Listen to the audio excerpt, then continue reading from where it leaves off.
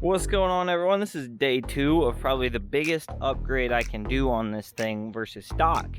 Yesterday, late at night, I decided to rip the posi unit out of this and put it into this thing. So I have 4-wheel disc, I have posi, I have a better gear ratio. This has 355s, posi, and I'll have disc brakes. I couldn't finish it last night because I didn't have these ugly calipers. Yes, don't judge me, I painted them green and the bolts blue. It's hideous. But okay, it doesn't matter about the color right now. But also, as you can see, we got other stuff we're installing. Because I was like, you know what? I took that off yesterday. It's like, I wish I had it. I also took that off yesterday. I wish I had it. And then there's the drive shaft loop. It's like, wow. All these fancy upgrades. So we're about to upgrade this thing today. And hopefully my custom brake lines don't leak. Hopefully. We'll figure that out when I have to bleed the brakes. But first of all, we're going to get under the car. We're going to disconnect the torque arm and the drive shaft's coming out. Let me get under here and show you guys what it is. The drive shaft is 4 11mm bolts. They're here, and these are 13/16. I hope that's brake fluid leaking. It's still leaking. Oh, that's great. I don't trust my brake fittings then. Yeah, so it's those 13/16 top and bottom. And then, I don't know about the front yet, but I'll let you guys know when I get it done. And let me get to it.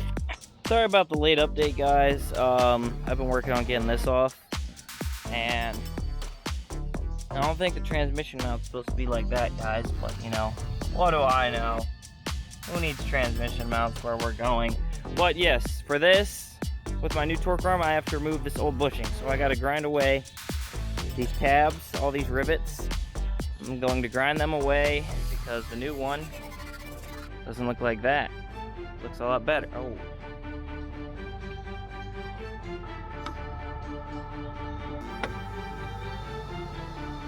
Yeah, the tube's fine, because the tube's gonna be around it.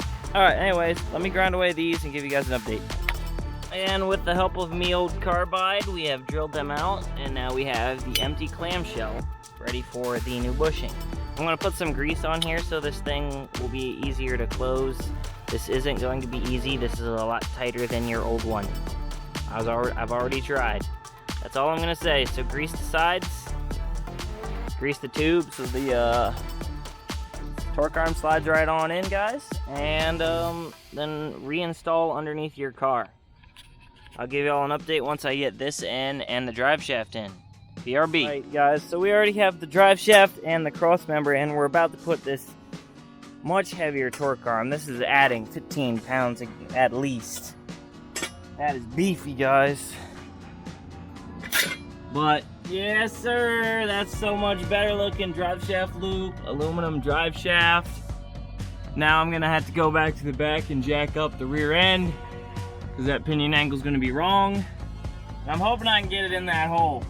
It was really hard. What I ended up having to do with the torque arm bushing, I had to shave the left side of it, the top, because it was super tight to get on. So I just like took a 45 angle out of it. Sorry I didn't show that, guys, but I was getting hit by the carbide bit on my hand and all that good stuff. But shave off the corner, and I'm hoping this goes in. I greased the tip just because I'm expecting it to be a pain in the butt. So let me jack up the rear end and get this thing on, and then I'll show you guys what it looks like. Alright, guys, it is in. This thing is so much beefier. I had to grind out the inside of this bushing to get this thing to fit. Don't worry, it's still clamped down on it enough. It was a little pain, but it's in, everything's tight. And now this right here, guys, this is to adjust your pinion angle. So what you can look at, you don't even have to measure anything, is you can look at the angle that the drive shaft is at. And then you leave both these nuts loose. And you turn it whatever way you want to go. I think I need to go this way.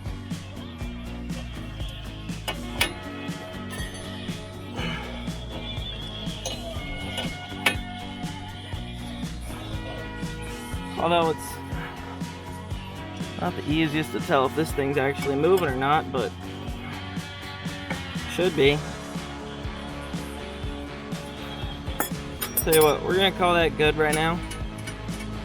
So we don't have anything to measure pinion angle. So we're just gonna put these backing nuts, tighten them up, and next we're going on to the brakes. Hopefully this brake line doesn't leak, although I'm expecting it to because it's already drippy. But this looks amazing, guys. I know you probably can't see much because I've got barely any space, but this is so much stiffer.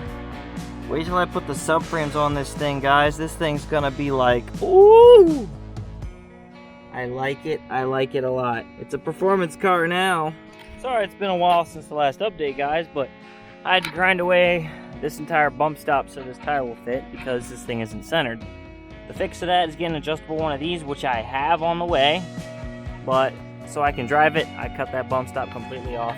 And I'm not worried about it either because I'm gonna be putting 295s on here, so that's gonna be cut off. That would have been cut off anyways. Today is not that day. So all we got left is I gotta try to fix these leaky brake lines that I custom built. If I can't, I don't know what. But I'm trying to get that done so I can take this thing on a test drive. Oh, and emergency brake. I gotta figure out if I can hook that up or not because I don't have an emergency brake right now. All right, I'll update you guys after this.